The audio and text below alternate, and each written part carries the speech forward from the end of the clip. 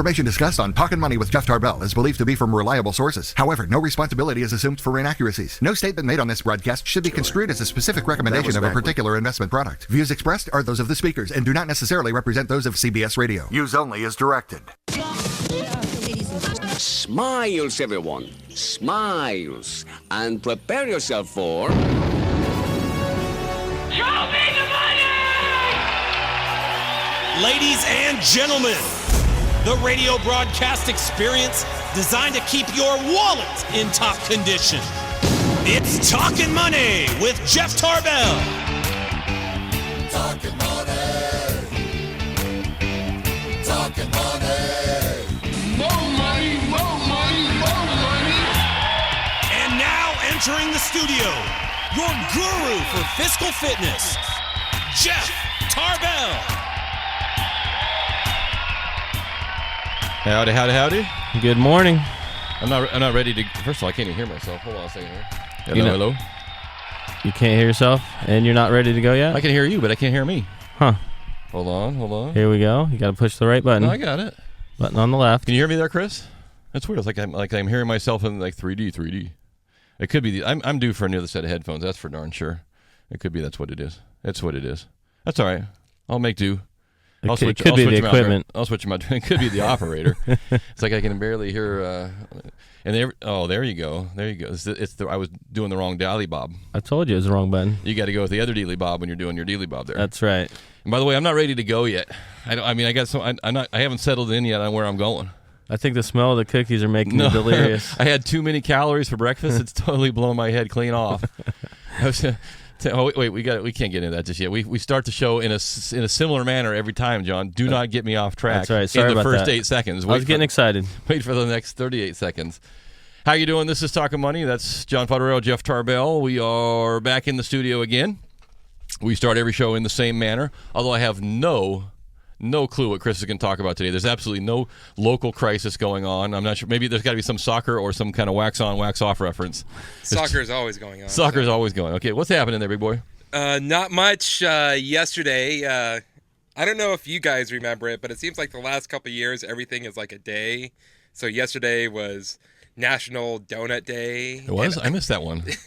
And like they're doing it on ESPN. They're doing it on all the TV shows. Everyone's talking about, it's National Donut Day. Make sure to go out and buy your donuts. What's your favorite donut? And I'm like, I don't remember this at all. This is like the last couple years. Yeah. So then I went to go look up the different days that are around. Okay. And it's pretty insane. Hold on a second. Chris has done a little research for his. Yeah. What is the date today? Today is June. I can write this down. Chris, yeah. Go ahead. I'm sorry. Someone's got to do it, right? Chris actually did his homework day. June 8th. So August 8th is National Sneak Some Zucchini on Your Neighbor's Porch Day, which is That's a national thing? that sounds like national. that sounds like a bad rated R movie. October 4th, probably your favorite, National Vodka Day. No, I don't like vodka. November 12th, National Pizza with the Works except for Anchovies Day. Right. Not to be confused with September 5th's National Cheese Pizza Day. And my personal favorite, November 5th, National Donut Appreciation Day, which apparently there are two different donut days that are nationally known in America. So what was yesterday's? This Yesterday was Donut Day, National Donut Day, and Okay. November 5th is National Donut Appreciation Day. So on November 5th, you can just look at the donut and you go, you look really good to me, but you can't eat it. So I don't know. I'm going to call this National Chris did his homework day today. National. That's National, or at least semi-regional. Okay, there you go. That's from the mind of Christopher Laud, and apparently he's hungry this morning too. There are some cookies in here, Chris. If we'll bring some in across the glass. Actually, She always makes sure to save a couple for me. Yeah, we'll hold them against the glass like this, and you can go, Richard, I love you. How are you doing? It's been a wild week. It has been Work-wise, that is. one big pile of crap week. If I can, I mean, It's a better way to put it. It's just, Exactly.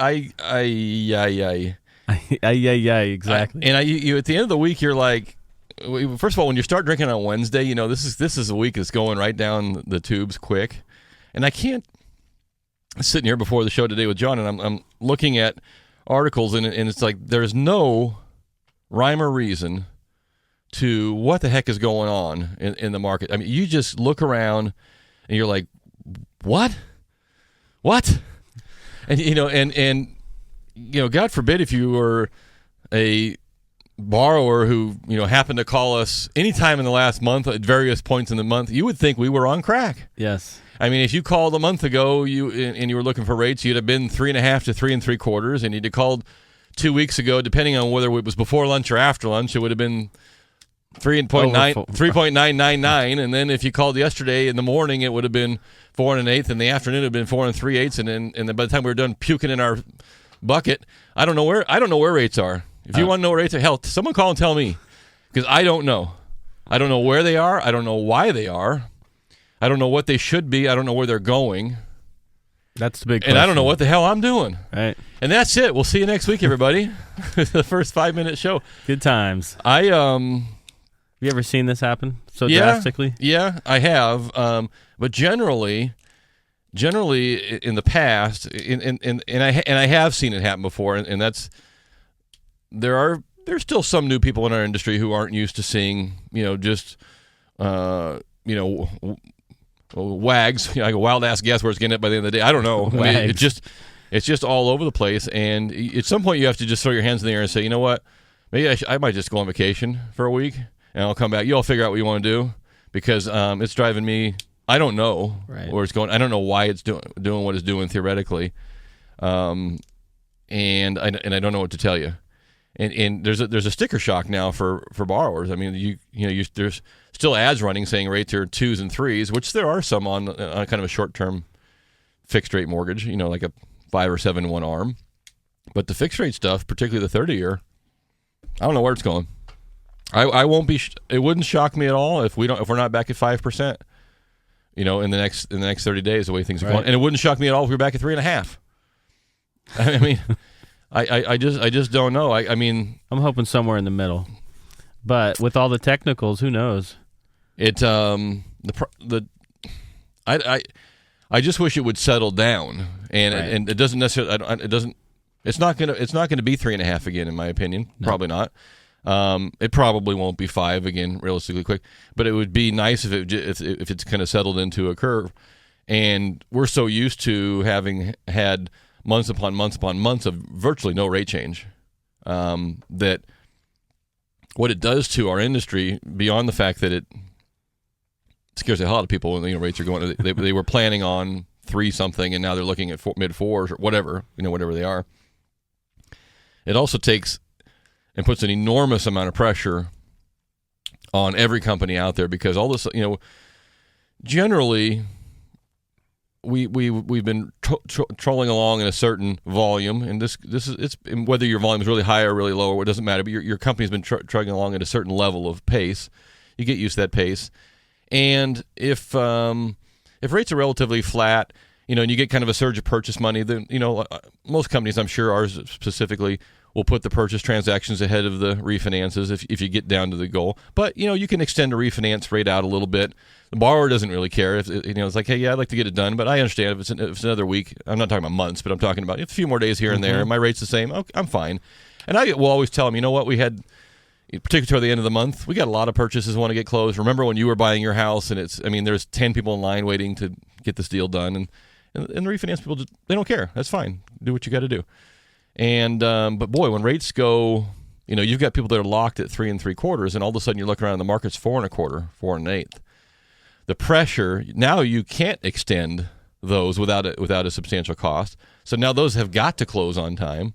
Your purchase has still got to close on time. So it becomes just an overall panic scenario, and you can't ramp up staff, because quite frankly, if it keeps going in another month and a half, you may not need half the staff. I'm semi-joking, but so you have this wedge we call it, like a rabbit going through the snake. It's just like it's stuck in the throat, and it is a killer. And all of a sudden, all your purchase transactions look around going, why is this taking so long? Because everybody has to go now, and there is no room for error. And I wrote a little piece this week, and I don't know if I might have posted it on our Talkin Money Facebook page. And I did send it out to some realtors, because this does happen, and you're going to find out the hard way if it happened to you, and you may not even know if it happened to you. But let me give you just a little background, just a little behind the curtain on how what really happens in the mortgage world, and you'll appreciate maybe what a lock really means now. So let's say that Margin there called me last month before everything started going to hell in a handbasket, and she locked in at 3.75%. Now, it would be one thing if her loan was all done and ready to go, and I mean, literally all I had to do was, okay, I lock it in, sign your name, ma'am. 3 days later, your loan funds, I sell the loan off, and it's gone. Boom. I mean, it's like a 3-day transaction, right?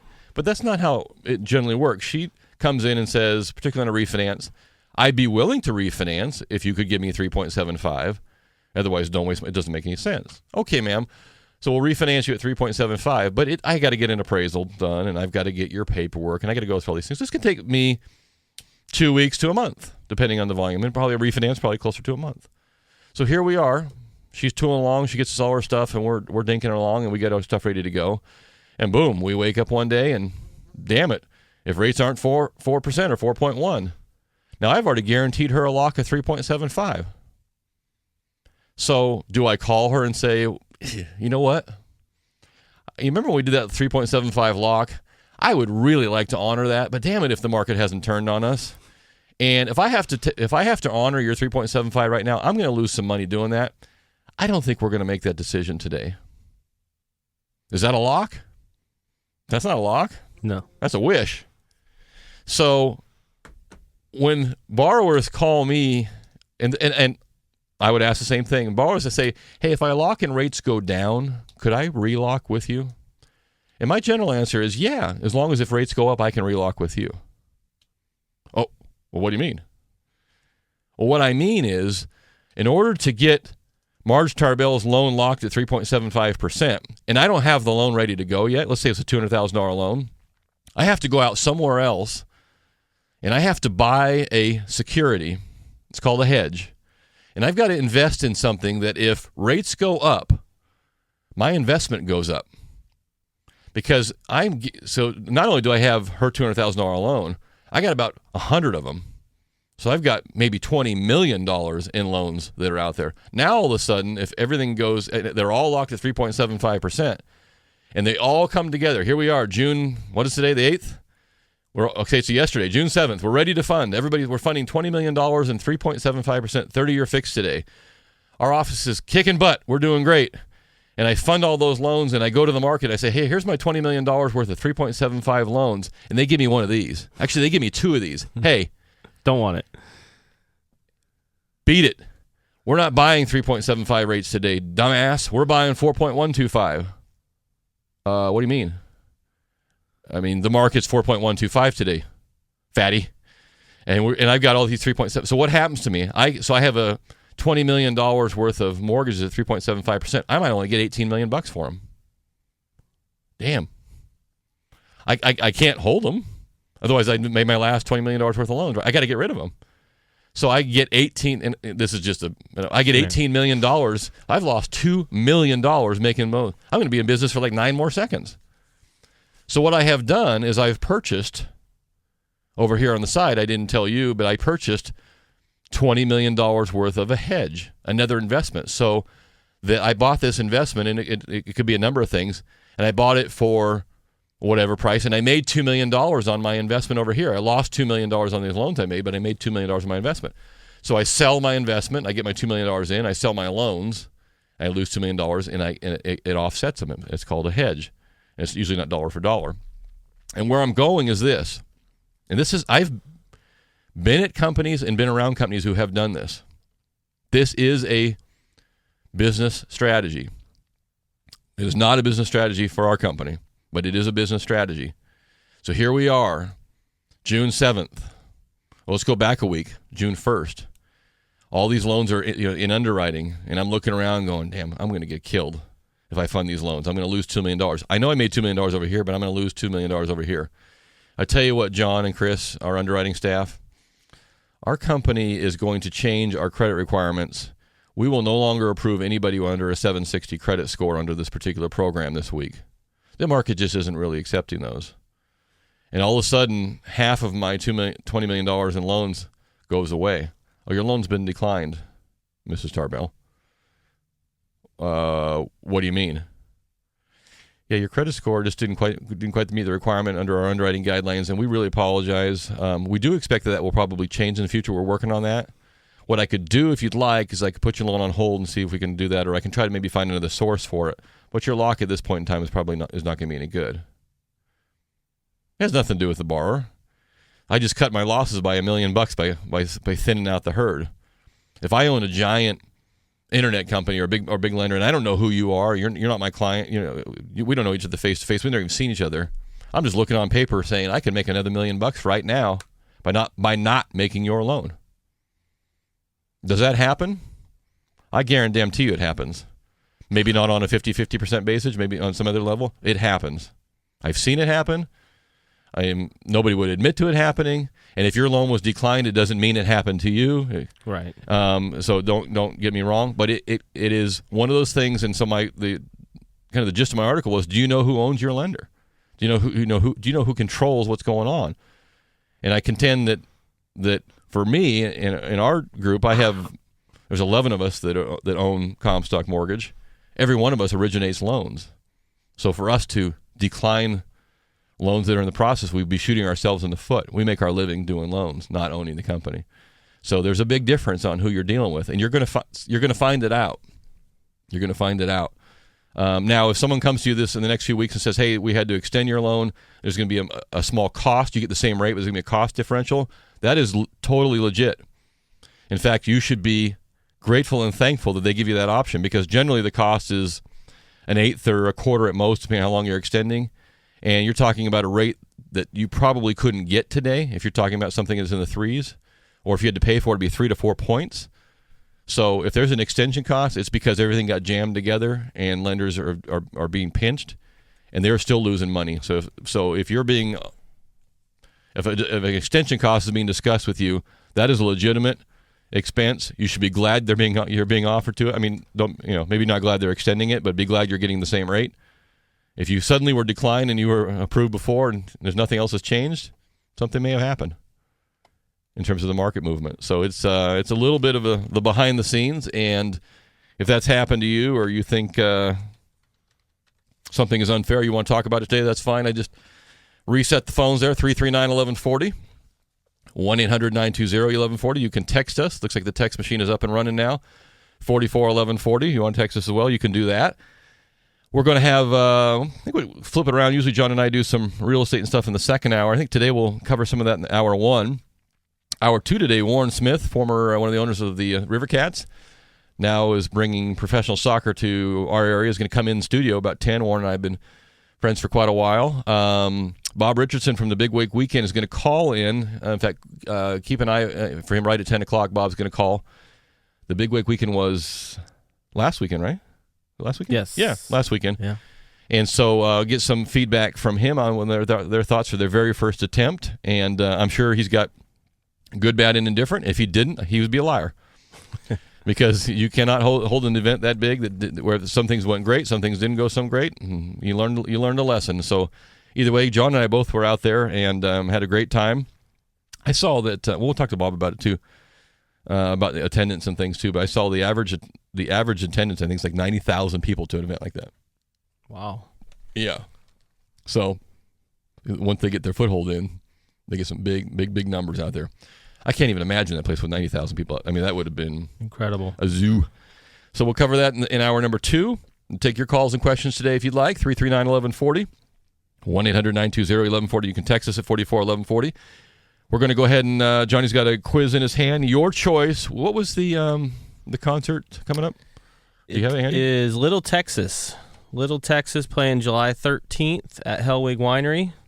It'll be coming up July 13th. Okay, that's an 8 p.m. concert there at the Outdoor Amphitheater, Hellwig Winery up in they call it Amador County. Yeah, not quite Jackson, but so we have a pair of tickets to that if you'd like. If you'd rather catch some River Cats baseball, I've got a pair of tickets for them. If you'd rather just sit on your rear and eat round table pizza, I got that covered. That's right. Your choice. We'll take a couple winners, one off the text and one off the phone.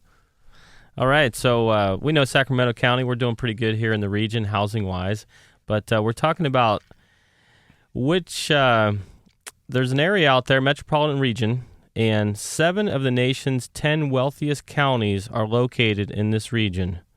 So name the region where 7 of the nation's 10 wealthiest counties are. What area? What area? Not just California. You mean like in the state? In the nation. Okay. So 7 of the 10 wealthiest counties are in this area. That could be easy or hard. 339-1140. 1-800-920-1140. You can text us at 441140. Whoa, John Fodorero, Jeff Tarbell. We're going to take a quick break. I am not going to dig into one of those cookies. Maybe I'll give Chris one there. I'm already like 600 calories up for the day. I got to pace myself. I'll be sick to my stomach. Eat it. We'll be right back.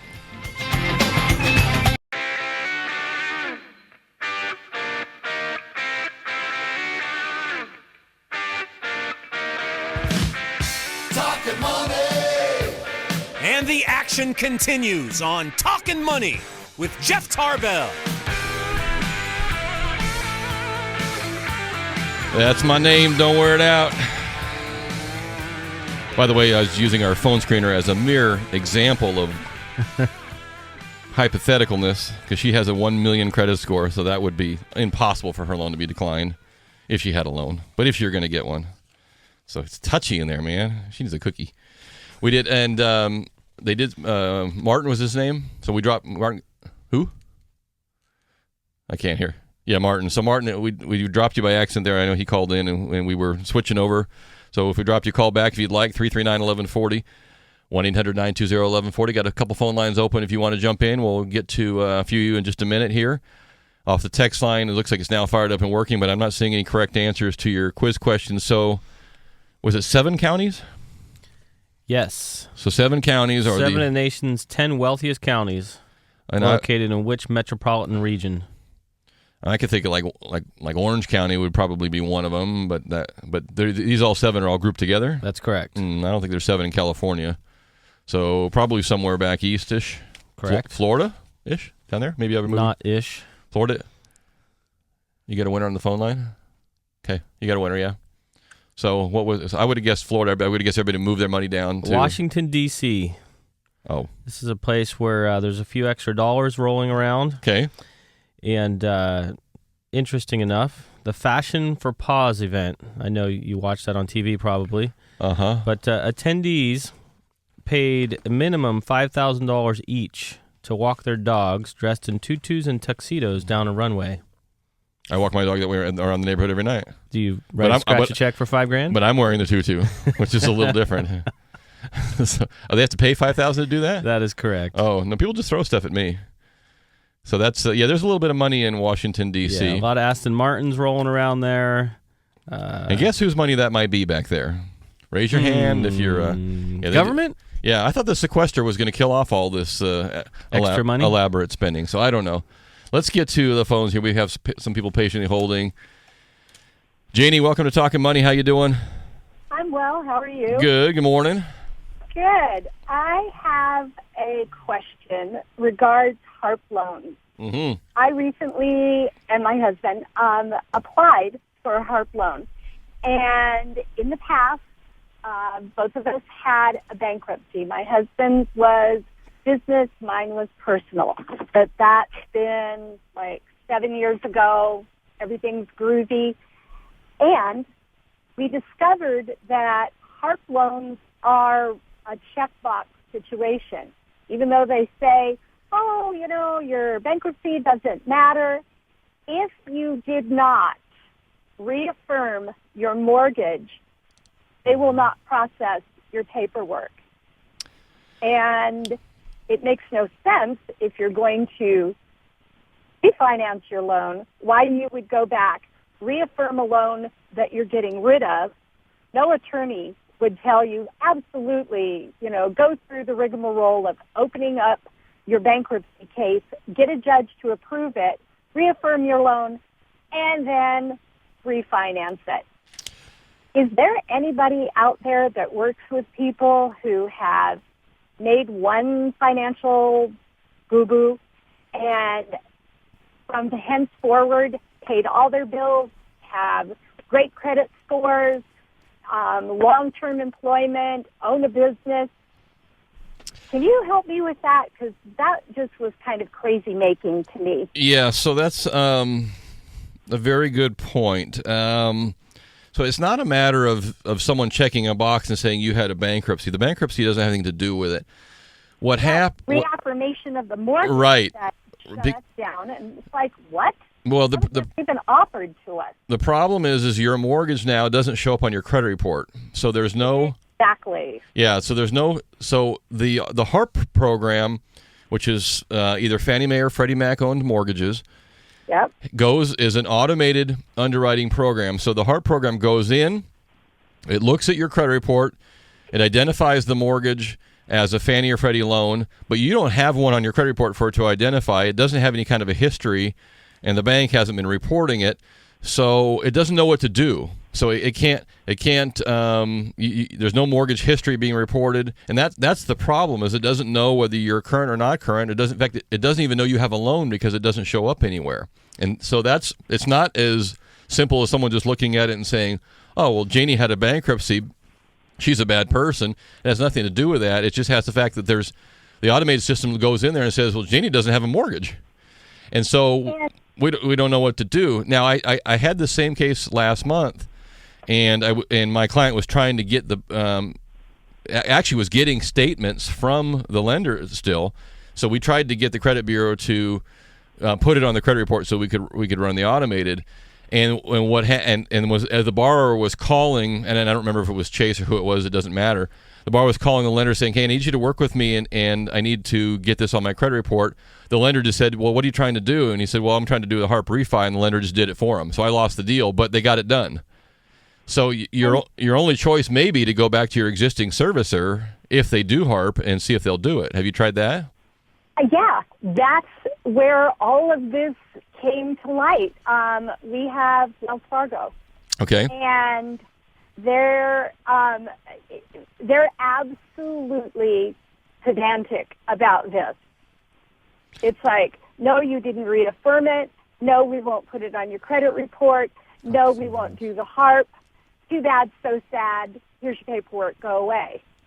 Well, I guess you could say then, screw you. It's not on my credit report. I'm not paying it because they can't affect your credit anymore. They could foreclose on you. Yeah. Now, do you really need HARP? Are you still upside down? Oh yeah. And what's the rate you have now? 5.25. Okay, so here's the maybe this will put your mind at ease, which is not going to help you. HARP is isn't HARP pretty close to about 5%, John? Yeah, HARP is now back up rates around 5% if you're upside down by a fair amount. So you may this isn't going to make you sleep any better, but you may have missed the window. But maybe you can just say, okay, forget it. The rate I have is close enough to where the HARP is anyway. Okay. So I don't maybe the continued struggle just isn't worth the effort. But it is that issue. And the other issue of, I'll just bring it up while I've got you. Well, actually, you know what we'll do? Let me put Janie on. Janie, I appreciate your call, and thanks for calling. I'm going to put you back on hold. We're going to give you your choice of some River Cats tickets or the concert tickets or some pizza, whatever she wants. If nothing else, if she can't get a refinance, she can at least do something on us. What I was going to mention was the other issue we've seen on the credit reports is the short sale foreclosure issue. Foreclosure. Yeah, not pretty. So what do you see? What does it say? So what we're seeing is a short sale that shows up as a pre-foreclosure or foreclosure, but wasn't. And it just triggers a non-eligible, non-approvable loan in less than 7 years for Yes. conventional. Yeah. So and we might have mentioned that last week. If we didn't, then we should have. But if you have completed a short sale, and I don't care if you completed it 60 days ago or 2 years and 60 days ago or 10 years and 60 days. 4.5 years ago, 5 years ago. So if you did one, you need to look at your credit report. If you have any, some point in life you're going to want to do something again. So you need to look at your credit report and see what was reported. Now, likely, if you were paying current, you were just, everything was going along, the bank accepted your short sale and it closed and you went out, there's probably no problem. But there are a fair number of you who either were late prior to, you stopped making some payments to get the bank's attention, which was Right. almost what you had to do. Which triggers a pre-foreclosure because a notice of default was set. Notice of default went out, and then you went through the short sale and it closed out. The credit report, the credit agency, or the creditor, I should say, the bank, at some point noted your account as being a pre-foreclosure. Like John said, well, okay, our office had to kick out a notice of default notice to you, and that got reported, and it never got changed to, the house was short sold, or even if it did, even if it said settled for less than full balance. It can say settled for less than full, and you think that, okay, it hit properly, but it's not coded properly. Right. And you're starting to see now, in fact, I was carrying around an article for a while. There's a couple of legislators that are on the case of it. I saw a couple of our credit reporting agencies are saying, are you seeing this problem? Because it is an issue that that little code that's in there. I've even got clients who have given me letters from the bank saying we've instructed the credit report agencies to clear this up.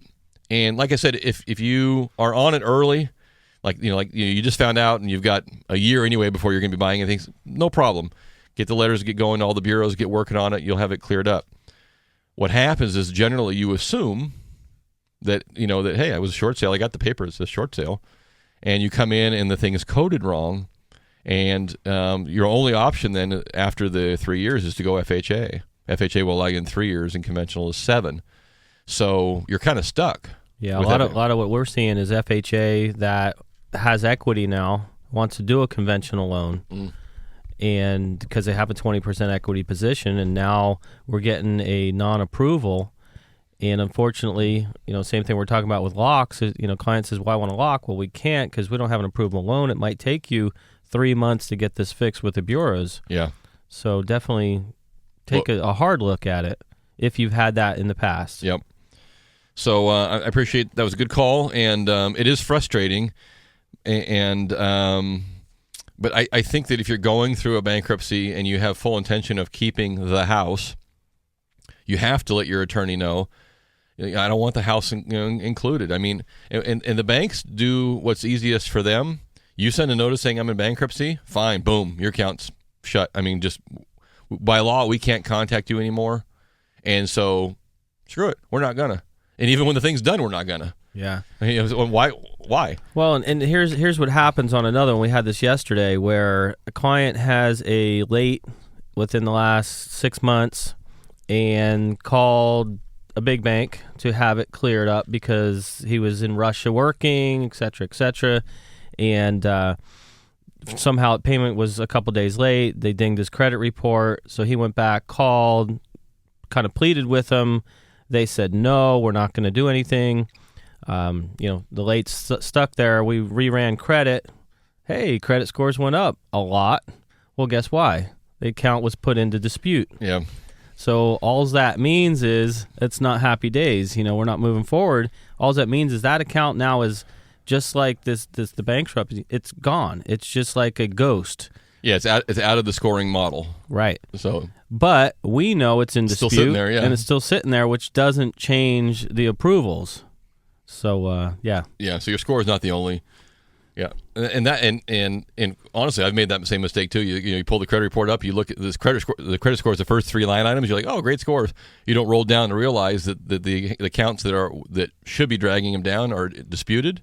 They're not factored in yet. Right. So your automated system, your approval comes up and says no can do to get these out of dispute. And if we could say to the caller too, it's frustrating to us too because we're like Jeff was saying earlier, we do this for income. This is what we do, is to provide a service, and that's how we make wages. So we're as frustrated as it is with the short sales, with the bankruptcies, with all these different credit reporting agencies. It is getting, as you know, and as you've seen on the news, tougher and tougher because of what's happened with our lives. We got to take another quick break. It's we got another quick question there for you. We do. All right, 339-1140, 1-800-920-1140. You can text me at 441140 if you would like.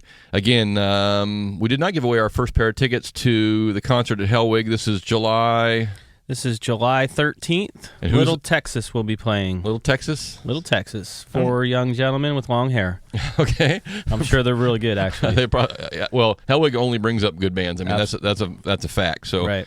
you're going up to the Hellwood Concert Series, you're going to see somebody good, even if you don't know who they are. So your choice. We've got a pair of tickets for that.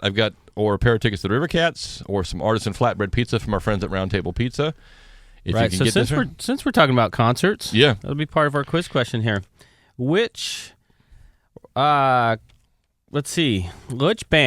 is going to be hosting concerts this summer? Which act, maybe? Which act with a maximum price of $20, and they're also going to be setting restrictions on beer at $4. So it's not like you're paying $8 for a beer, $55 for a ticket. Which act is going to host throughout the summer? Also, you said something they could go into Walmart. If you went into Walmart, there was no right. parking. What they're calling it, and this might give it away, but it's called the $20 Best Night Ever Tour. Okay. $20 Best Night Ever Tour. And if you buy your tickets through Walmart, you actually get, looks like, complimentary parking and no service fees. Now, who was our concert guy our quiz last week, who has like the most tickets sold ever? It was a country guy. I didn't blank on his name. I was gonna say blank. Who was that, Chris? You remember last week the country guy had the most tickets sold? God, was it Kenny Chesney? Yeah, Kenny Chesney. I'm guessing it's not the Kenny Chesney not tour. Kenny Chesney. Kenny's getting more than $20. Apparently. So, but this guy's pretty smart. So it is a guy. So $20 gets you in the door, parking, and then they're going to limit the beers and things to $4. So that's a heck of a tour. So coming up, so who is the artist or artistes or band? Who is changing the economics of touring? Yeah, and it's pretty interesting. We'll go into some of how they pulled that off or why they pulled that off when you come back. 339-1140, 1-800-920-1140. You can text us at 441140. I see Martin is texting me. Martin, I got your text. I'll read that when I come back, too. This is Talkin' Money. We're going to be right back. Jack.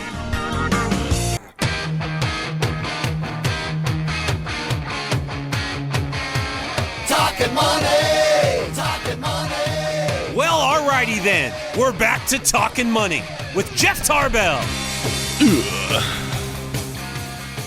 Right. How you? Coming up on the end of our first hour. Hour 2 of 2. Remember, we're doing 2 hours all the time. 3 hours worth of material in 2 hours if you'd like. And got a couple people on hold. We'll get to you in just a minute, I promise. Got a couple texts I got to read as well. We'll do that. But our quiz question was $20 rock concert. If you buy at Walmart, you get your parking free. Your beers are like $4. And I'm guessing this isn't Kiss. And you're not getting a service fee, which is one of the big complaints. Okay. Is $5 service fees on a $20 ticket. Which band is doing this that? Is going to be. His name is Robert Ritchie. Oh yeah, Mr. Kid. That's right, Kid Rock.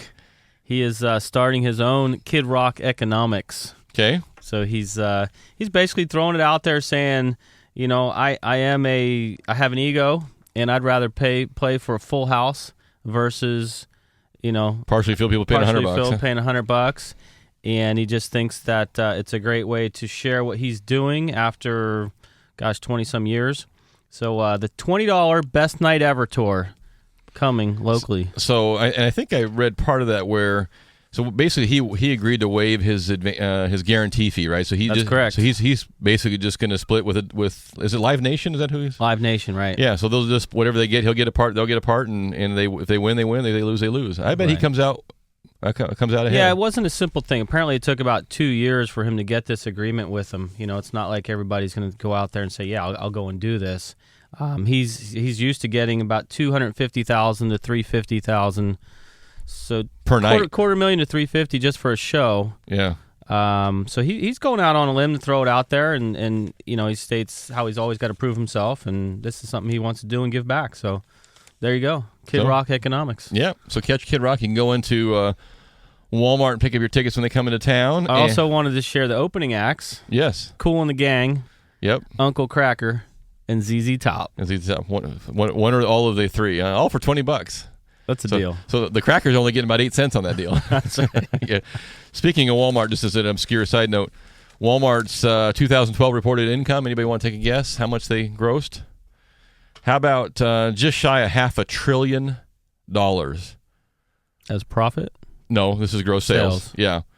In revenue, $466 billion in revenue. By the way, if you're holding some Walmart stock, they're going to put $15 billion into a buyback, start buying some of their shares back. So there you go. Wow. Walmart in the Bangladesh factory working hard for your money, and now Kid Rock will be in there too. Let's see if Heather is going to be in the Kid Rock audience. Heather, how you doing? Good, thank you. So would you spend $20 to go see Kid Rock? Probably not right now. Probably not right now. Okay, so that's not why you called, but I thought I'd throw that out there. How are you doing? What's going on with you today?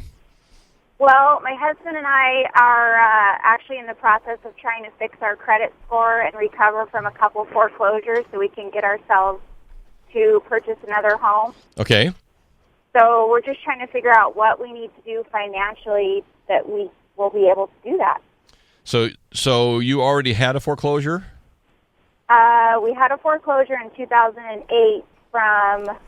It was our residence, and we were told to go ahead and rent it out so we could purchase another home.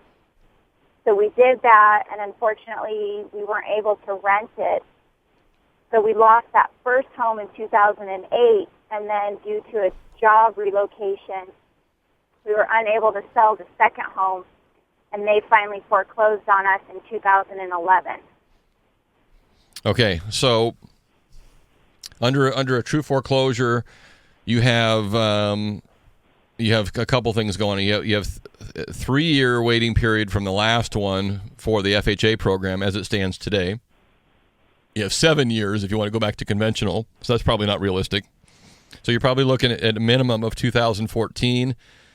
So to get into FHA, and you also need to what is your credit score done since the foreclosure? Do you know what your scores are? Well, our credit score was really good. But we had some student loans that came due in January. So we owe about $112,000 in student loans, and once those factored in, and unfortunately one of them was on electronic payment, and we weren't aware of that. So now our credit score has taken a hit because we didn't pay that since January, and my husband's score is like 560. Okay. So you have a couple uphill challenges with you.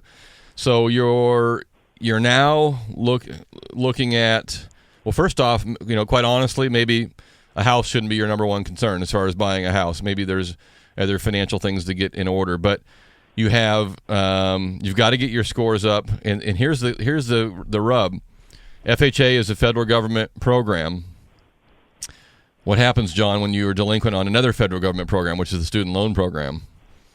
You may not. I mean, you can't burn the government on one hand and ask them for a loan on the other. So you have your student loan is going to be top priority. Your student loan has to be current. It has to be in good standing.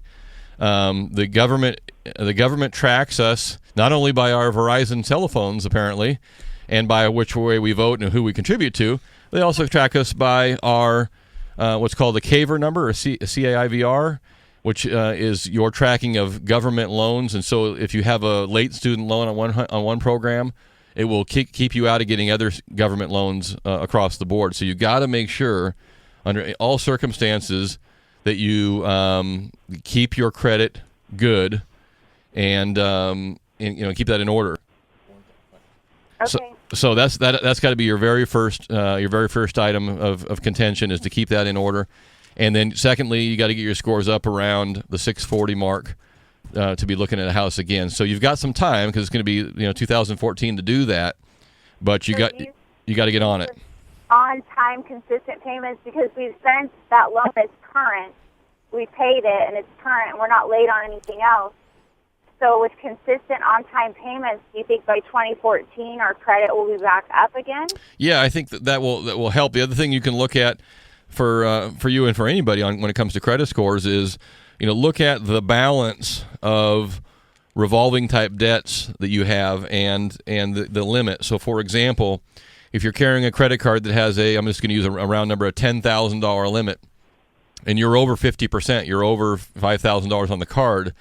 That's another ding against your score. So looking around and balancing your credit cards and your credit accounts to keep them under that 50% mark is also another thing you can spend some time doing. And a lot of times you don't even necessarily have to go in and pay a bunch of them down. Some people will spend a lot of time consolidating credit cards together because they have a real low rate. And what you're doing is you're running up a real high percentage in some cases. If you're putting them all in one card, you can run up a too high of a utilization percentage. So that's some things to think about. And Heather, I've got to take another quick break, so I appreciate your call. And if you want some more credit information, shoot me an email during the week, jeff@jefftarbell.com. I can shoot you some credit ideas too that will help you get going, and I hope that works out for you. Thank you. Okay, Heather, have a great day. That finger in the air back there means I got to wrap it up for the first hour. Make a real quick comment to the gal who called who was trying to get her mortgage reaffirmed. Yeah, Janine or Janie. I might call Wells Fargo back and talk to somebody different on that because they have the ability to do some things. Or go into the branch. Yeah, or walk in and talk to a manager or somebody like that. Yep, because they could do. If they wanted to do it, they could do it. Now the rate may not be low enough right now to justify it, but I think you can do something there too. Right, if things changed. We got to take a break. This is Talkin' Money. John Ferrero, Jeff Tarbell, Warren Smith is in the house. We'll be right back.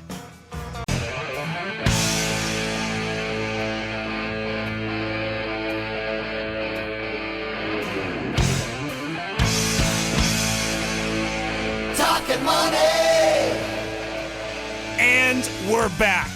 It's Talkin' Money with Jeff Tarbell.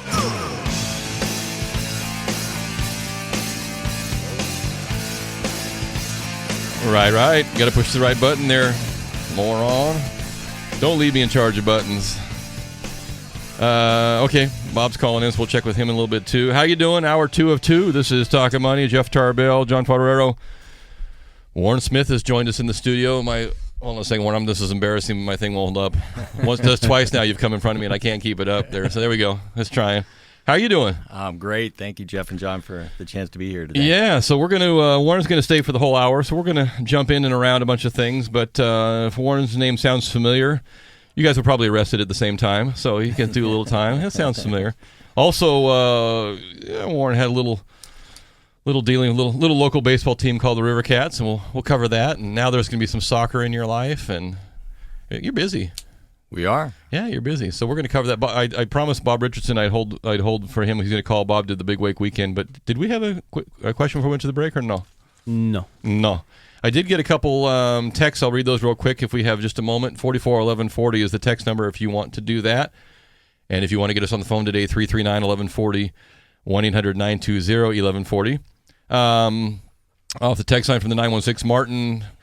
I called earlier, Jeff, based on what you said, my lock, a 15-year fix at 2 3/8 may not be a lock, ? Oh, no, I think it was a lock. And if you are just tuning in, I was talking about what can happen and what I've seen happen when you see radical rate movement, particularly in a short window of time, that it's not unheard of. I'm not going to say it's uncommon because it is uncommon, but it's not unheard of for lenders to make a business decision and say, do we want to fund $20 or $30 million of loans that we're going to take a loss on when we go to sell them, or should we just find a way to maybe squiggle out of some of those and not fund them?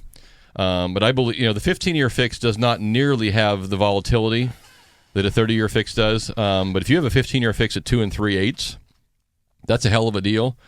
You better be checking with your lender. When does it expire? What do I have to do to extend it if it expires?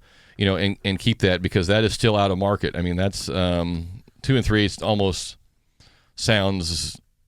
I don't even remember 2 3/8. 2 3/8, maybe 2 7/8. I don't know. With a point. He put down 2.375. So you may not have a lock at 2.375. What you may have is wishful thinking there. But I don't know. But I would call your lender and ask him, can I have a confirmation of the lock? When does it expire? What is the cost? What happens if the expiration date comes up and I'm not, we're not ready to go? Those things would be helpful. What else we got here? Anyway, okay, we'll read those when we come back. Anyway, we'll let Bob jump in there. I did have one text item I wanted to run by you today, and I was just going to do this as a text only, so we can do that at 441140. Clearly, and we'll pick a winner or pick just a random. There's no right or wrong answer.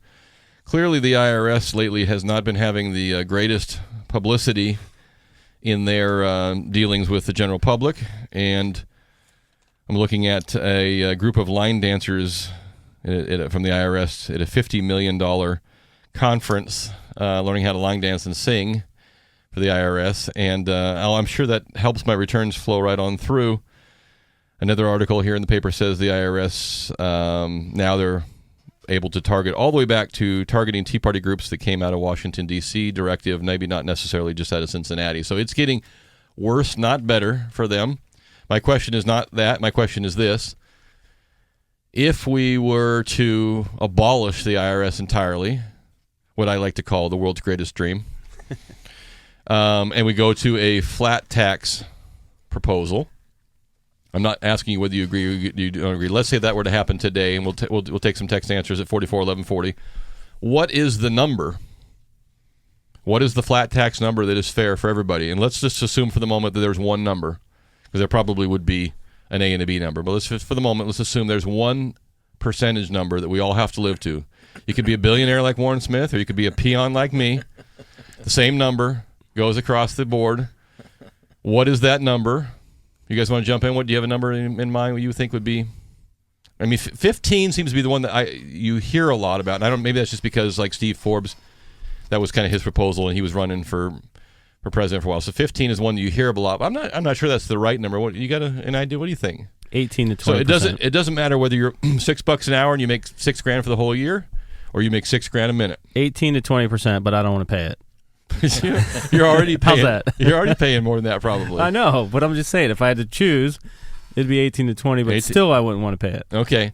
So what is your number? Text us at 441140 if you would. Let's just assume for the moment that we have abolished the IRS. The dream has come true, and we are now down to no write-offs. And I'm talking about, and they've even kept in there, we'll do a mortgage deduction. Let's just keep it simple. How much did you make? Send it in. No, how much did you make times this percentage, and that's it. There's no write-offs. You don't need a CPA. You don't need receipts. You don't need crap. You just need your W-2 and whatever else you got. What is the number times the percentage that you made? What is that percent you would vote for? 441140 is our number here in the text line if you want to go for that. With no deductions, I'm going to change mine to divided by 2. You're going to be like a 9 to 10%? Yeah. I wish we honestly knew what, and I don't know that we do. It would be interesting to know what the real number is. Take the expense of the federal government, divide it by the number of the gross dollars we earn on an annual basis, GDP, or not GDP, but gross income. And what is that number? What is the number that it has to be in order to break even? If you divided it equally across per dollar earned. And I don't know. I'm going to guess it's probably in the 20s with the federal debt. So I don't know. We'll throw it out there, and we will pick somebody as a winner when we come back to that. So Bob is still on, waiting for Bob. So we'll move on here. We'll throw him in there when we can. Bob did the Big Wake Weekend. Warren Smith has come down to the studio on a Saturday. Your son decided to stay home and hang out, huh? He's swimming right now. Oh yeah, see, that's a sore subject with me. We don't have a swimming pool at the moment. Oh, there he goes. Okay, we'll jump in there. We'll get Bob. Hey Bob, how you doing? Good, Jeff. Good morning. How are you? Good. Bob Richardson joining us from the aftermath of the Big Wake Weekend. Are you alive and well, Bob? I can honestly say I think this is the first morning in 5 months that I actually got to mow the lawn and just looked at our pool, and it needs a little attention too. Well, and my lawn needs a little attention too, Bob. If you got nothing else to go on there, I can direct you down around the corner. No doubt. Now I'm looking at the weather this weekend, and the last weekend was very warm out there, but it wasn't. I'm thinking you had the better of the 2 weekends, whether it was last weekend or this weekend. This is going to be even a little bit more of a scorcher. So maybe you had the right weather weekend. What are your thoughts? I just got off the phone with our director of safety, and she actually was at Del Oro graduation and heard that they had 9 overheats, 9 exhaustions, and we were just talking how Memorial Weekend was cold. This weekend is hot, so we kind of hit it right in between. We probably got a little lucky that way. Yeah, I think you did. So for those of you that are just tuning in, Bob has been on a couple times over the last month with us, and last weekend was the Big Wake Weekend, which was the H1 boat races, actually a number of different boat races at Folsom Lake at the Granite Bay entrance, and it was a Friday, Saturday, Sunday event. So, Bob, I'll let you take it from there. What are that was your first event? Sure. And so what is the download from your perspective, good, bad, and indifferent? Yeah, the good, the bad, and the ugly, exactly. The good was we had incredible support. We had great support from folks like yourself, Jeff, and the media, and I mean, just the regional support we had. We couldn't have asked for more. We got great support from the sponsors and that were involved. They came out and they activated. I mean, Nationwide Insurance had a ton going on out there. Toyota, the Roseville Auto Mall, Heineken. I mean, they all had big activations, so that was great. From a promoter standpoint, I had some challenges, and we had some things on Friday that we had to get ironed out and fight through them. And then by Sunday morning, I think we became an event. We had people in their place. We were ready to go. So I mean, all in all, if I graded myself, I'd give myself about a 6.5, maybe a 7. There's things that we could do an awful lot better. So what were your expectations as far as just flat turnout? I mean, what were you guys hoping for over the 3 days, and what did you get, if you know? What we were hoping for, we certainly were hoping for north of, I would say, 25,000. We ended up finishing just about a little bit north of 15,000, and right now there's some things that we have recently kind of come across that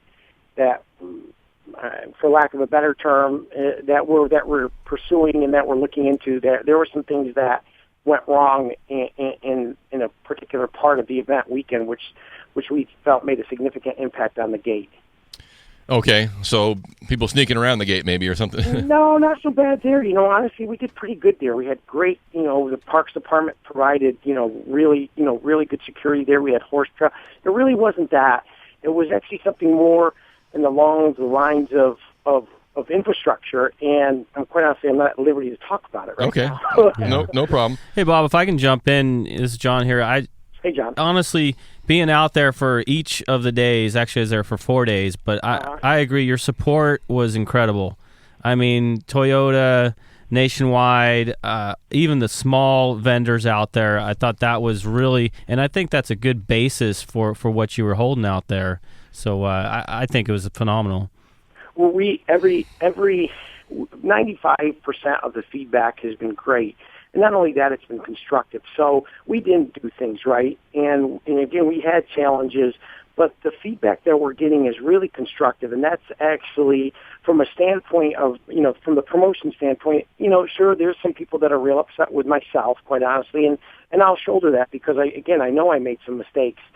But, the outpouring that we have from the sponsors, from new sponsors, from regional sponsors and national sponsors right now, everybody's basically just waiting for, basically Bob Richards 41 Live and the California Parks to pull the trigger on the next one. But we've got to do a serious sit-down and again, what went right, what went wrong type thing. So, Bob, what are some of it's tough. This is a huge event, and as John mentioned, I fully expected when we came out Saturday that I would be backed up in traffic to, see our calls because people didn't listen. They were trying to get in on their own, and that didn't happen. Those of us that had the passes to the park went right on in. I saw there was lots of buses rolling in, so people seemed like they were following the rules. But do you think in the long run, does that sort of a system, does that hurt you in terms of attendance, where people just can't kind of randomly just drive up and go in? Did you find any blowback from that, or what were some of the constructive things you think would be a part of a change if you were able to do this again? I think first and foremost we have to look at our ticketing system and primarily our ticketing prices. And I think, Jeff, we have to be a little bit lower. I think the economy in the area doesn't. What we try to do is we try to build it all in, include your pit passes, include your parking, include everything. Come on in for a price. I think in hindsight, we would have been better off saying, "Hey, it's $25 to come on in, and if you want to pay for parking, if you want to pay for a pit pass," I think that's number one. To the shuttle thing, we've gotten both. We had people that absolutely loved it, going to Sierra College with their wristbands on, getting on the shuttles, coming into the park. I had one woman just praised it. And on top of that, the Granite Bay residents, I think they were absolutely tickled by the lack of impact the event had on their neighborhood for the weekend. We had a street sweeper go by on Monday, and we just had people just literally, the doubters came to me and again with emails and saying, Mr. Richards, sorry, we were pretty upset with this event coming, but in hindsight, I mean, I think they towed one car the whole weekend. Yeah, I thought that part of it was great. So what? And if I may, yeah, so there's a little shout out to Sonoma Raceway too. I mean, we brought up their infrastructure for that particular purposes, for ticketing, for parking, for shuttle services, and they I mean, we were probably based on the turnout, we had overkill going. I mean, I greeted people for 6 hours on Sunday morning coming into the park, and I don't think there was ever 4 cars deep at the front gate. So what? Which is good and good and bad. What is your thought on the venue itself? Is Folsom Lake the right venue? Is the visual good enough there? Is that what you guys want? Would it be better on the river where people could line the banks? I mean, what are your thoughts on the location at Folsom? I think the venue is incredible. Again, I'm going to shoulder a lot of what happened on myself. The whole event needed to be turned toward the lake. I had the stage turned the wrong way. I had, 1,000-person bleacher system that was nobody could sit in because it was too hot. So I had beer gardens on pavement, and it was just the wrong thing. And we learned so much. The venue was great. I would share this, and I think, again, the public has kind of spoken to this. We've got to be a little careful. I think it was safe and secure, but it might have been a little bit, there might have been a little, if I could do this diplomatically, the restrictions might have been too hard. I think there's a way to enjoy yourself responsibly, and that's the thing that we have to work with the parks on and try to create an environment. Again, I mean, we didn't have a stub toe the whole weekend. Right. Which is amazing for an event. I mean, it still was we still had a significant turnout. We still had, there was, in addition to the attendance, there was 5,000 other people there supporting the event, whether it's volunteers and vendors and so on. So, but when you think about it, Jeff, we didn't have an incident. Yeah, I thought all your comments there I recognized, and I thought all those could be tweaked a little bit too. None of them to the detriment, but also, hey, you're one of anything. You're going to learn good, bad, and different. We're going to talk to Warren Smith here in just a minute. He went through that with the Rivercast. He's going to go through soccer. You if you aren't learning, then you aren't waking up. Right. I mean, that's just exactly. And I think there's just in kind of in closing, we already thought like next year what we want to really do is create more of a festival. Actually, more of almost like a Venice Beach North, if you will, where people can come and whether it's the entertainment geared towards the beach and where people can actually sit there and really get a plethora of entertainment versus just waiting for the hydroplanes, because we even know we've got some challenges there. They're great boats, they're beautiful, but they don't run a lot. Right. And I've been in contact with Sam, and they're looking at ways to address that also, because when they're out there, they're awesome. They're just not out there very much. Yeah, I think the Hangtown group learned that a little bit. They used to run a 3-day event, then it became a 2-day event. Now it's really a 1-day event, and everybody gets jammed there. And in fact, here's from the 916 texted me and said, hey, Bob's exactly right about pricing. It's absolutely shocking when that you pass that magic number of $25. The drop in attendance is huge, and this is a guy who DJs at music festivals and different raves. He says $25 seems to be kind of a magic number. It really is. It really is. And again, I wish I wouldn't say make wholesale changes, but I would make significant changes that would certainly be to the betterment. I mean, it is our intention at this point to carry on and I would say to tweak it fairly significantly to make it so it's more friendly for everybody. That again, the biggest challenge that we have with the venue though is if the lake was high, Jeff, we have less parking than what we had this year, so we still have that. We're still going to have to shuttle people in either way. Yeah, I appreciate the feedback. But as a side note, this is only as a joke, but this did happen. I thought the Parks was a little aggressive. I got pulled over for the first DUI in my life on Sunday night at the park. I had been there 15 minutes, and I had been working all day. I literally went out there to get my patio boat and came back out, and the guy pulled me over, said, "Are you been drinking?" And I said, "No, I'd love to. If you want to share a beer." And he's like, "Well, you kind of rolled through that stop sign a little bit there," and I did. I said, "You're right. I was pulling this big patio boat, and I got to get around the corner." So I went through a full DUI test. If you're going to do one, you might as well do one when you haven't had a drink in 2 days. Right. So they were friendly about it, but they were on the look, and I don't blame them. After a weekend of that, you're probably going to find them up and down the road. I thought it was kind of funny. He's like, "Well, I don't believe you actually just got out here and didn't have a drink." I said, "Well, I've been out here 10 minutes. Go ahead, put me through the test. I'll pee in a bucket if you want. It doesn't matter. Right. I'm good." So they have to, it's new for them too. The parks, they got to learn what's, if they're gonna allow an event on park, then they got to learn to deal with it a little bit. So and they have to keep it. We have to keep it within the mission statement of what the park is, and so we can't alter it under the special use permit a whole lot. But I think there is a way, and I know there is a way, and I certainly know that they're willing to work with us. That's the great thing about the event, post-event, is everybody. I mean, big companies, big corporations are coming to. Myself, 41 Live isn't a big company. We just tried to throw a big event. And they're saying, this is what we could bring to the table. I mean, big companies, and that's very, very encouraging.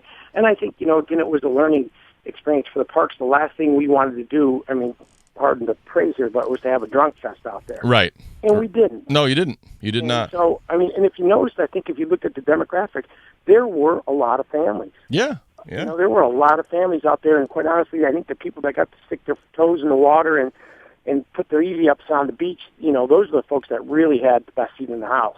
Yep, Bob, I appreciate it very much. We're going to take a break, and thanks, Jeff. Let's keep in touch. If we're going to do it again, we'll be happy to promote it as much as we can on this end. Absolutely. Okay. Appreciate it very much, you guys. Yep. Have a great day. Yeah. Okay. Take care. Bye-bye. Right.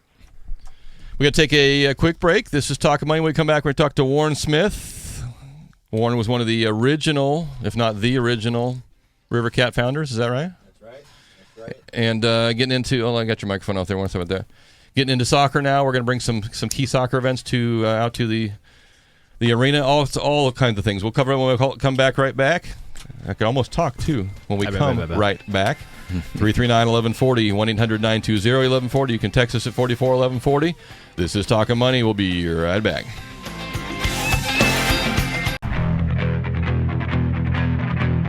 Talkin' Money. Well, alrighty then. We're back to Talkin' Money with Jeff Tarbell. Right. How you doing? Thank you very much, Bob, for checking in. I think Kid Rock's got something with the Kid Rock economics. Yeah, the $20 ticket? Yeah. You might be right. We do have a quiz question we'll throw out real quick. 339-1140, 1-800-920-1140. You can text us at 441140. And this might be a race for the win. Okay. Verizon pays how much to air NFL games on its customers' smartphones? How much did they pay? How much did they pay? Ooh. Like per show or like the whole? For the 4 years, 4-year airing. To the NFL, huh? You Yes. keep making money. So now you don't even have to have a big screen TV anymore. Watch on your little one. So if you know the answer to that, give us a call. Your choice of some concert tickets to the Hellwig Winery, or some River Cats baseball tickets, or some Round Table Pizza.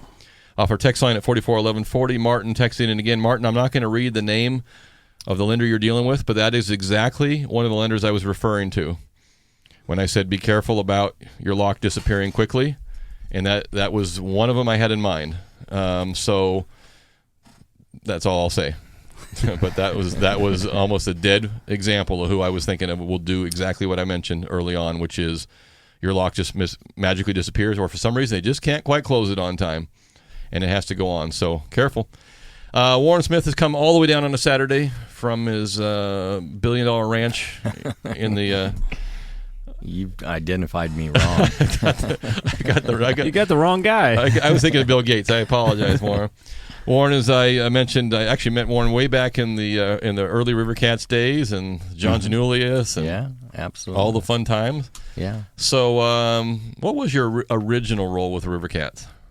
Well, we put the idea of bringing AAA baseball to Sacramento, to the Sacramento region, and put the plan together, and ultimately found the land, and put the sponsorships together, and made the financial package investable, which Art Savage invested in, and turned out to be the perfect partner, and he was created something special. He and why West Sac at the time? Just price per foot for the dirt, or they were the most open to bringing a stadium there, or what led you across the river? Well, the baseball community was very open about what they were looking for. They needed to have a downtown urban core, stadium. Yeah. But baseball is pretty interesting in that, the stadium's faced northeast. So that's for player safety issues. So essentially, the balls that get hit the most to left field and third base, that's why they call it the hot box. But ultimately, the right fielder and first baseman are the ones that get the least amount of hits. So for player safety issues, they want the stadiums to face in this northeasterly direction. I did not know that. Wow. Now I'm thinking of Candlestick. I'm thinking of 18. Yeah. Okay. So I mean, you can ask for an addendum to do it southeast, but essentially, or you can enclose it. Spend a whole bunch of money. You can, but we couldn't afford that here. Yeah, just a bit under our budget. So if you're going to put a stadium in you want something to look at. Part of the whole experience is having conversations, and I think we were able to create something special by putting it in the southeast corner of ultimately our downtown area. Granted, it's not the city of Sacramento, but it's the perfect spot. Yeah.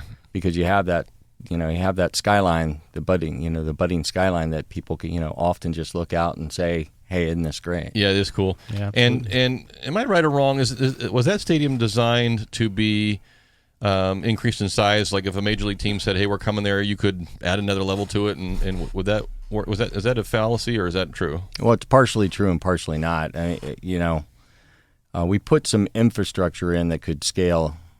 Pipes and things of that nature. But ultimately, it depends on what you're able to create if you're actually going to, do Major League Baseball. Major League Baseball requires a couple things that, we don't have there. Underground cages, underground, clubhouses, things of that nature. So it all determines on what, Major League Baseball would ever allow, But with two teams in the Bay Area, the likelihood of us actually getting the Major League Baseball franchise is, pretty small. Yeah. And it hasn't changed really since 2000. But back then, we put enough in there to protect and ultimately allow that to be scaled up. And what was the hope for you guys when you started AAA baseball? I mean, because compared to where the numbers have been, and I don't mean the six. I always thought that learning from you guys, the River Cats was so different because you didn't own the team. The Oakland A's owned the team. You guys own the facility and everything else but the team. So the only thing it's so weird because under like most pro sports where you control, like the Maloofs role, you didn't spend enough money getting the right center. You didn't do this. That was none of you. There was none of that for you guys. Whoever showed up. I mean, you guys, your job was the experience around baseball, regardless of who the players were. Right. Our job is to put butts in seats and ultimately, help the team by giving them people to play in front of, and when they play in front of, they learn to win, and that's why the A's like the relationship so much. In fact, I think to answer your question about what we were hoping for is really what we accomplished, and that was to show what Sacramento really represented. And we've been number one in attendance all but 1 year. It's the most attended facility, and frankly the most winning franchise. And from a financial standpoint, Forbes just last year ranked the River Cats as the most successful financially minor league franchise in any sport in any country. So wow. It's quite. I think that speaks more to Sacramento than it does to us. But ultimately, I think we were able to create, an experience that people like to spend their money at. So, are you still involved with them, or did you? I'm not from an operating standpoint. Obviously, Art Savage, bless his soul, passed away when he became sick. It was a chance for me to find some other opportunities, and obviously his family needed to learn how to run the business, and I went out and formed a tech company, and I still have some ownership, but no, not from an operation standpoint. So you went out of sports a little bit, came back in, then all of a sudden I see your name pop up with soccer. That's right. And it's like I read this article. What's Warren doing with soccer now? Who the hell wants to deal with any soccer? Who plays soccer other than like most of the country or most of the world? And Chris in there. So what's the latest Warren Smith venture? What's going on with the soccer in Sacramento? Well, we formed Sacramento Professional Soccer to really make the case and ultimately earn a Major League Soccer franchise. The league's expanding. They're at 20 teams just announced in New York last week or 2 weeks ago. A partnership between Man City and the Yankees, and the league's going to grow from what we understand, between 24 and 26 teams. Sacramento actually is the second most underserved market in the country from a professional sports standpoint. Mm-hmm. So, frankly, with the horizontal wealth and the strong soccer community that we have, it just makes perfect sense to actually, to make the case. And, we worked for 13 years to ultimately come up with the solution to keep our Kings. At the same time, we weren't really growing, right? I mean, so now we have this opportunity to actually, I think, bring another sport at the highest level and to do so in a very meaningful way. So what you're doing right now is you have a club level soccer, or you're just organizing different events? What are you? We're actually, it's funny, implementing the plan that's worked in 4 out of the last 5 expansion markets. Okay. Portland, Seattle, Montreal, and Vancouver all were USL Pro City, or franchises before they became Major League Soccer franchises. Ultimately, what they were able to do in those markets is prove the market, get people coming to the matches, create a brand that was, really high quality that could be in the Major League Soccer, portfolio, and in the end, make a case for a downtown urban core stadium. Those 4 expansions actually have changed the whole Major League Soccer model. You look at the league, it was started in 1996 by a bunch of billionaires. 3 guys that frankly believed in soccer and laid the foundation. They've since been divesting themselves of their franchises to where they only have 1. So they have this foundation now in place. But, they were building stadiums in suburban locations. And what they learned in these 4 locations is, again, the markets I mentioned earlier, is that their attendance numbers are, about 75,000 more tickets per year on average in those cities.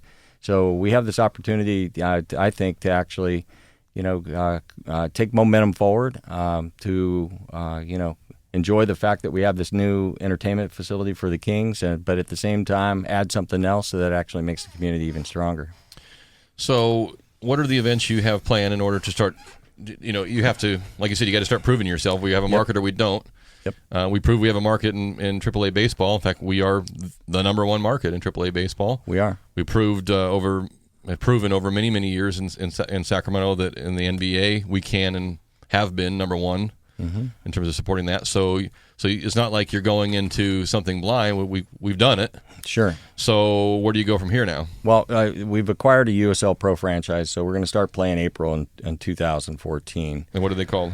We haven't named them yet. We're going through a name the team contest currently. Okay. Like the River Cats did? Exactly. Yeah. Okay. We're about 2/3 of the way through that. We've got some really good ideas, and we're from fans, and ultimately have taken a few a little bit further and protected some trademarks for them so that we could actually roll them out.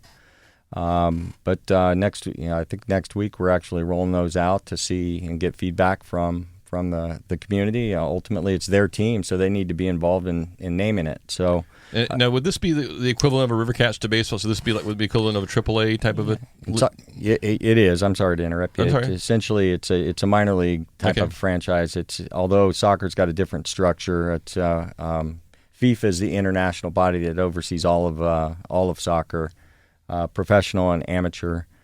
In the United States, the top division's Major League Soccer. The second division's NASL, which is very East Coast centric, and then USL Pro, Division 3. The interesting thing is that the Major League Soccer just entered into an agreement with USL Pro, and now we're the official player development league with Major League Soccer. So all of our franchises in Major League Soccer are entering into affiliation agreements that are very similar to Major League Baseball. Where does the Red Bull team fit in?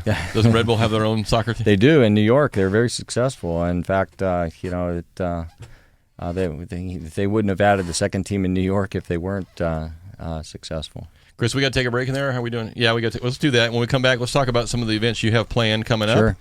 And maybe we'll even give away a pair of tickets if we want to do that. If we've got some soccer fans out there, maybe for the best name we could choose. I don't know. Yeah. If you want to throw out a name, you can text us a name for what you think should be the USL Pro franchise for Sacramento, 441140. You can text that to us as well. Did we get a winner on our quiz question, by the way? We did.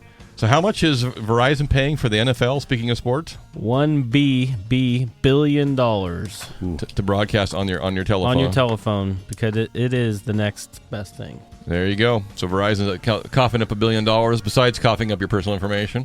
Ding. Exactly. This is Talkin' Money. We'll be right back. Talkin' Money. And we're back. It's Talkin' Money with Jeff Tarbell. Right. How you doing? Our final segment of the day. Hope you're having a good Saturday and staying cool. And just watch your little kids around the water, please, because it just. If you've been, we were out at Folsom Lake for the big wake event, and the water is just damn cold still. Yeah. Maybe it's when it's 105, it just feels, but it was cold. So you hit that just right. It'll take your breath away. We are back our final segment with Warren Smith. Warren is one of the original developers and bringers in of the River Cats, and still has some interest there, but now getting into the pro soccer, and we're talking about during the break there. That's a number that you mentioned there just during the break that is not something that I've heard about because I don't deal in that world, but the number of transactions per population. So, so explain that to me. What you said? There's 2.5 million people in what radius, and how do you guys? Our 7-county area is 2.3 roughly, or what's called the metropolitan service area. If you just look at professional sports, just a real basic rule of thumb in markets are, about 1 to 1.3 transactions per population base. So, if you really look at Sacramento, and the reason why I think the Kings have done so well and the River Cats have done so well is that we have very good horizontal wealth, and frankly, not a lot of offerings. Frankly, bringing another sport, whatever it is, has a good high potential of success. From my perspective, and to do so, if you look at the Kings, I think I was sharing about 800,000 transactions at their highest, and the River Cats are the 650 to 700,000 transactions. That's just 1.5 million there. Mm-hmm. Yeah, butts and seats. We've got some room in the market, and Yeah, so you figure there's 2.5 million transactions theoretically without saturating the market, and we're maybe 500,000 to 1 million short of that. Sure. In other communities, where sports is more of your life, you can do more. The East Coast, obviously, sports is a lot more prevalent. We have a lot more things to do. Yeah, the weather sucks back there. You got to sit and watch a game. That's right. Out here, it gets a little nice. You want to do a little boating and everything else too. So, That's right. but there's room to grow. So, ideally, you guys would like to see an outdoor facility. That's correct. Because I asked Warren during the break, could soccer play in the new arena? And yeah, they could make it work, but it wouldn't be. Well, it would be an indoor league. It wouldn't be Major League Soccer. Yeah, the goal here is Major League Soccer, and field requirements are roughly 120 by 80 and yards, so it's very expensive to put inside. Yeah, and then like Rayleigh Field wouldn't work because it's not built for that. It's built in a different shape. Yeah, it's really you're centered in looking at home plate versus looking at center field. So it's not optimal. And obviously, it works for us for this event that we're having on July 18th. But at the same time, it doesn't work for to be able to attract Major League Soccer. Yeah. So you guys ideally would like to find a location that was within that scope of all the things that are going on down. So downtown is or that within that radius of downtown is important, you think? Yeah, I believe so. I think Major League Soccer's learned through those expansions that. Because I got a lot of dirt in Roseville. I can probably find you a spot. The challenge is really the demographics are 18 to 34 years old, so, and they do live in the urban core, and it's a 2-hour event, so you're looking for a lot of other entertainment around it. So people in soccer don't just go to the match. You have a match every 2 weeks. And so it's an event for every 2 weeks, and so you're going out the whole night, not just for those 2 hours. So you need to be around bars, restaurants, and other things to do. Yeah, I mentioned during the break that I think it would be nice to have a big, open, outdoor football-like stadium, because I think we miss out on other things too. I mean, you can certainly see a number. I used to go down to Oakland Coliseum for Day on the Green, just outdoor concert festivals, and Supercross is one of the biggest traveling, motocross events, and there's no place for them to come here. There's no outdoor, facility like that that's ready to go. So I think not only if you pick up soccer, you pick up all of a sudden other events that are going on. So you got an event coming up on July 18th. What is that? We're calling that Sacramento Soccer Day. It's the first time that we have ever brought or ever had in our region the English Premier League team come and play. So Norwich City of the EPL is coming to play at Raley Field against Dorados Sinaloa, which is a Division II team out of Mexico. We did a match in 2006, I believe it was, with a Division II team from England and a Mexican team, Monterrey, and we did 11,000 tickets. I remember that. Yeah. So Raley Field, the folks there have done a really good job in putting on soccer events, and while it's not perfect, it's a great place. People here are comfortable with it. We're packaging that match with a San Jose reserve squad match versus an all-star team of players that are from Sacramento that have played in the MLS or the USL. And interesting thing is that we've had 27 players play at the highest level from Sacramento, and yet they've never got to play in front of their home crowd. Their home crowd. So what we're trying to do is celebrate that, let kids see that and aspire to be, the thing about soccer in Sacramento. I mean, in the United States, we have over 30 million people playing in the sport. In Sacramento, we're the number 10th market from a viewership standpoint, with over 93,000 people playing the sport. We were excited when we moved the Rivercats here because they had 45,000 softball and baseball participants. Here we're doubling that. Wow! And if you just look at the demographics in Oregon, where Portland's probably arguably the most successful franchise, the whole state only of 3.3 million people has 65,000 participants. If we look at our entire draw area, our demographics were very similar at 3.3, and we have 120,000 participants, so we really doubled the size.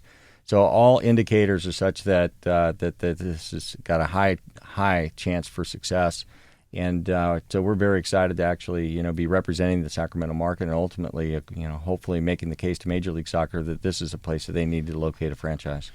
And why don't you? So let me finish up on the July 18th event. So, sure. How many people can you seat? And are you guys? I think someone said earlier you were almost half sold out. Well, our goal was originally 9,500, obviously for financial reasons, and we're currently just at the 5,000 mark.